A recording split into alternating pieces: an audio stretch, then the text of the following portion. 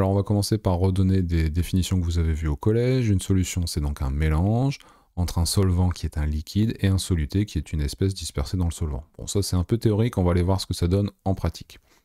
Par exemple, vous mettez du sel dans l'eau, vous créez une solution, d'accord? Alors quel est le solvant, quel est le soluté, quelle est la solution? C'est pas très compliqué. Le sel, c'est le soluté, l'eau, c'est le solvant, et la solution, c'est l'eau salée, tout simplement. D'accord? Alors on va redéfinir solvant, soluté et solution de manière un peu plus simple.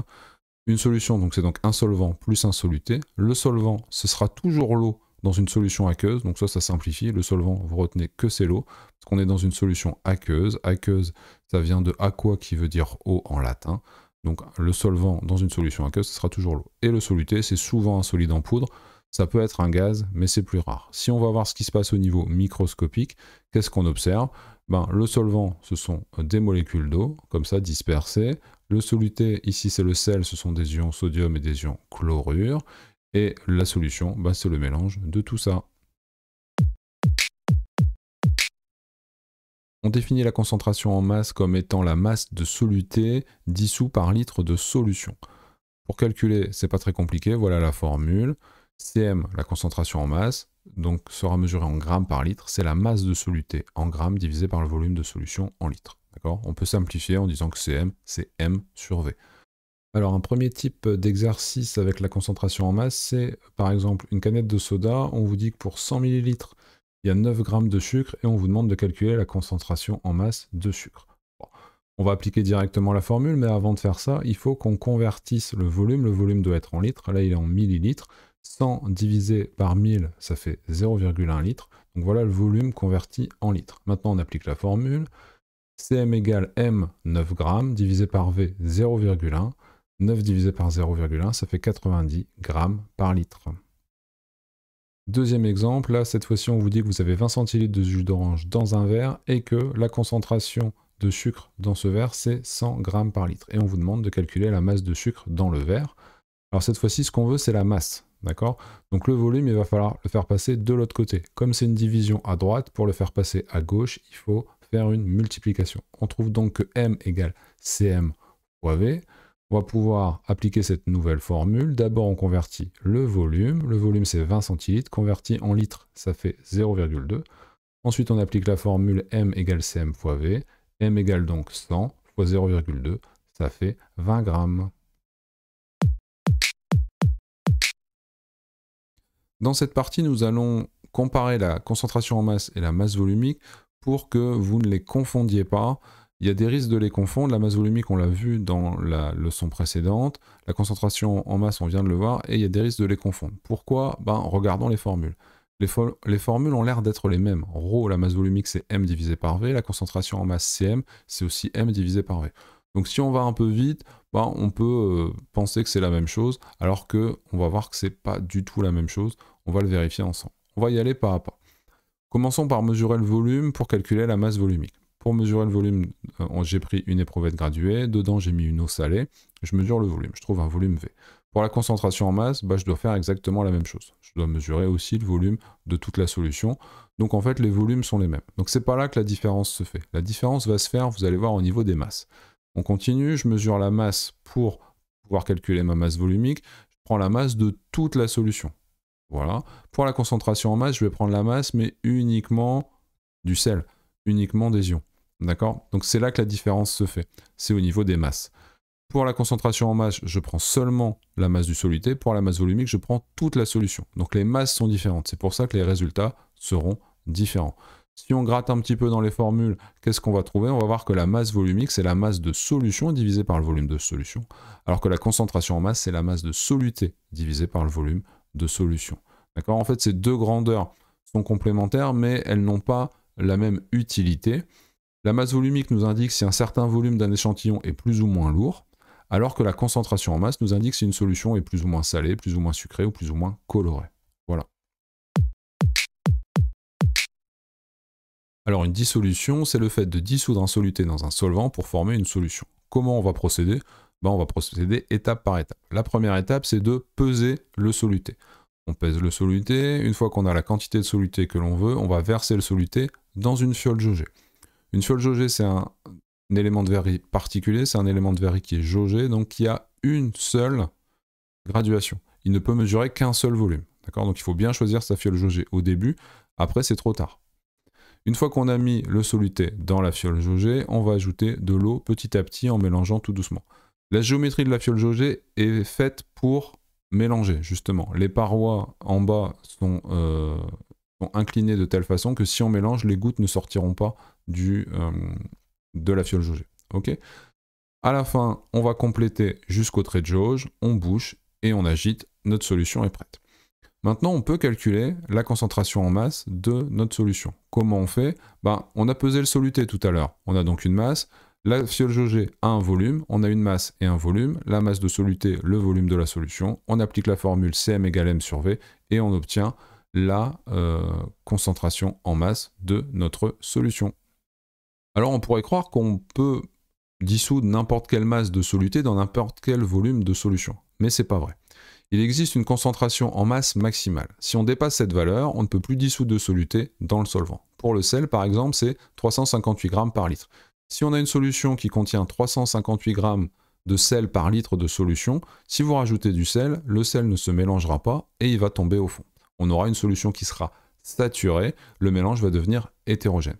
Pourquoi ça se produit? En fait, on imagine que le sel se cache entre les molécules d'eau.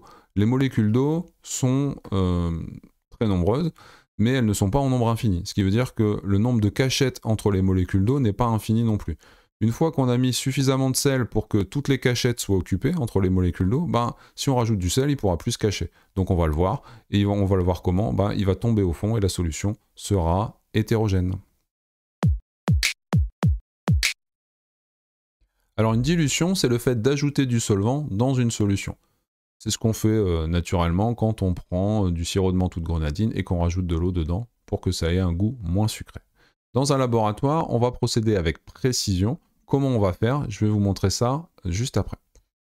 La première étape, c'est de prélever ce qu'on appelle la solution mère. Alors la solution mère, c'est la solution de départ. On l'appelle comme ça parce qu'elle va donner naissance à une autre solution. Donc quand on donne naissance et qu'on est féminin comme solution, on va appeler ça solution mère. Donc on prélève la solution mère avec précision, on utilise une pipette graduée ou une pipette jaugée avec une poire à pipeter pour prélever un volume précis. Ensuite, on verse la solution mère dans une fiole jaugée. Ensuite, on va ajouter de l'eau petit à petit en mélangeant et on va compléter jusqu'au trait de jauge, boucher et agiter. Ça, c'est la même chose que pour une dissolution. La solution finale, on va l'appeler solution fille. C'est celle qui a été engendrée par la solution mère, donc on va l'appeler solution fille. Alors, on va comparer maintenant la solution mère et la solution fille. D'abord, on va comparer les concentrations. La concentration de la solution mère est plus grande que la concentration de la solution fille. En effet, pour fabriquer la solution fille, on a ajouté du solvant, ce qui fait baisser la concentration. Bon. Maintenant, comparons les volumes. Le volume de la solution mère est plus petit que le volume de la solution fille. Le volume de la solution mère, c'est celui qu'on a prélevé à la pipette, c'est plus petit que le volume de la fiole jaugée. On a donc maintenant 4 valeurs, et vous allez voir qu'on va réussir à les lier dans une formule. Je vais vous montrer comment. On va calculer Cmère fois Vmère. Tout à l'heure, on a vu dans les exercices qu'une concentration multipliée par un volume, ça donnait une masse. La masse du soluté. La masse du soluté qu'on a prélevé à la pipette. Est-ce qu'on a rajouté du soluté pour fabriquer la solution fille? Non. Donc ça veut dire que dans la fiole jaugée, on a la même masse de soluté. Et cette masse de soluté, eh bien, elle est égale également à la concentration de la solution fille multipliée par le volume de la solution fille. Et voilà ce qu'on va pouvoir réussir à écrire, c'est ce qu'on appelle la formule de dilution, Cmère fois Vmère égale Cφ fois Vφ. Alors cette formule est facile à retenir, mais à utiliser, c'est pas toujours hyper simple, il faut faire attention à 2-3 petites choses que je vais vous montrer dans 2 exemples tout de suite après. Premier exemple, on prélève 10 ml d'une solution mère de concentration 50 g par litre pour réaliser une dilution dans une fiole jaugée de 100 ml. Ce qu'on vous demande de calculer, c'est Cφ.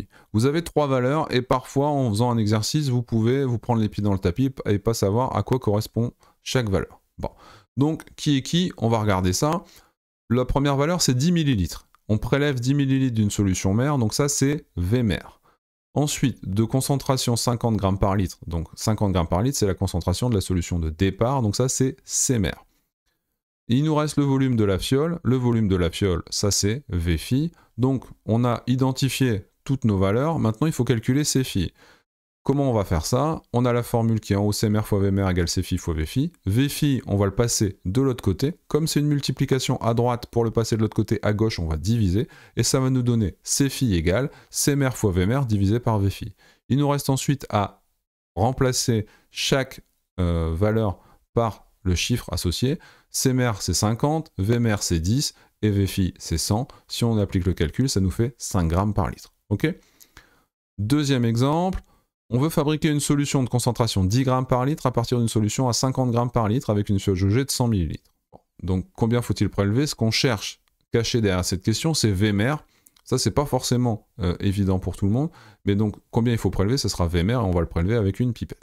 Vous avez deux concentrations. En faisant un exercice, vous pouvez peut-être paniquer en sachant pas qui est Cmr, qui est Cphi. Bon. Rappelez-vous toujours que Cmr est plus grand que Cphi, d'accord? Donc 10 grammes par litre, c'est plus petit que 50 grammes par litre, donc 10 grammes par litre, ça c'est Cphi. Et donc l'autre concentration, 50 grammes par litre, c'est Cmr. Bon. Le volume de la fiole, c'est toujours Vphi, donc voilà, on a identifié qui est qui. Maintenant, on va calculer Vmr en utilisant la formule en haut. Là, c'est Cmr qu'on va passer de l'autre côté. Cmr est multiplié à gauche, pour le passer à droite, il faut diviser. Donc ça va nous faire Vmr égale Cphi fois Vphi divisé par Cmr. On remplace par les valeurs. 10 fois 100 divisé par 50, ça fait 20 ml. Voilà comment on résout ce genre d'exercice. Alors maintenant, on va voir comment déterminer une concentration pour une solution qu'on n'a pas fabriquée soi-même. Si on la fabrique soi-même, bon, on peut connaître la concentration, ça c'est pas un problème. Mais si on a une solution qui est inconnue, on ne sait pas comment elle a été fabriquée, on sait juste ce qu'il y a comme soluté dedans, mais on ne connaît pas la concentration, ben, on va pouvoir la déterminer en utilisant deux méthodes. La première méthode fonctionne pour les solutions qui sont colorées, c'est l'échelle de teinte. On va fabriquer des solutions de concentration connues de moins en moins concentrées. Donc on part d'une solution mère très concentrée et très colorée, on va la diluer un certain nombre de fois pour fabriquer des solutions plus claires et donc moins concentrées. Si on nous donne une solution inconnue qui a une certaine couleur, mais on ne connaît pas la concentration, comment on va essayer d'encadrer cette concentration? Ben, on va comparer la couleur de la solution inconnue aux couleurs des différentes solutions qu'on a fabriquées dans notre échelle de teinte. Par exemple, si on se place entre la 3 et la 4, on voit que la solution inconnue, elle est plus foncée que la 4, elle est aussi plus foncée que la 3. Bon, donc ça va pas. On continue. Entre la 2 et la 3, la solution inconnue est plus foncée que la 3, donc ça va. Elle a l'air plus claire que la 2, bon, on sait pas trop, on va se placer entre 1 et 2 pour être sûr. Ouais. La solution inconnue, elle est bien plus claire que la 2 et que la 1, donc en fait, elle est bien comprise entre la 2 et la 3. Du coup, comme on connaît la concentration de la solution 2 et de la solution 3, eh ben on pourra dire que notre solution inconnue, elle a une concentration qui est comprise entre celle de la solution 2 et celle de la solution 3. Deuxième méthode, c'est la courbe d'étalonnage. Si par exemple, on va considérer une eau salée et on a tracé la masse volumique ρ en fonction de la concentration en sel de cette eau salée. Bon. Si on nous propose une eau salée de concentration inconnue, pour calculer la concentration, comment on peut faire? Elle est transparente, cette eau salée. On ne peut plus utiliser la couleur comme tout à l'heure. Si on veut calculer la concentration en masse, je vous rappelle qu'on a besoin de la masse de sel dans l'eau salée. Or, si notre eau salée elle est déjà fabriquée, comment on connaît la masse de sel? Il faudrait enlever l'eau en la vaporisant. Bon, ce ne serait pas pratique. Par contre, calculer la masse volumique, ça c'est faisable, sans trop de difficultés. Avec une éprouvette graduée, on mesure le volume. Avec une balance, on mesure la masse et on va trouver la masse volumique facilement de notre eau salée. Imaginons qu'on trouve 1,012 g par millilitre. Comment on va utiliser la courbe d'étalonnage? On va se placer à l'ordonnée 1,012, ensuite on trace un trait horizontal jusqu'à la courbe bleue, et après on trace un trait vertical jusqu'en bas, et ça nous donne la concentration. Ici la concentration, ça sera 50 g par litre. Donc voilà comment on utilise une courbe d'étalonnage pour déterminer une concentration. Voilà, cette vidéo est maintenant terminée, j'espère que vous avez réussi à être très concentré sur la concentration. À bientôt, vers la chimie et au-delà.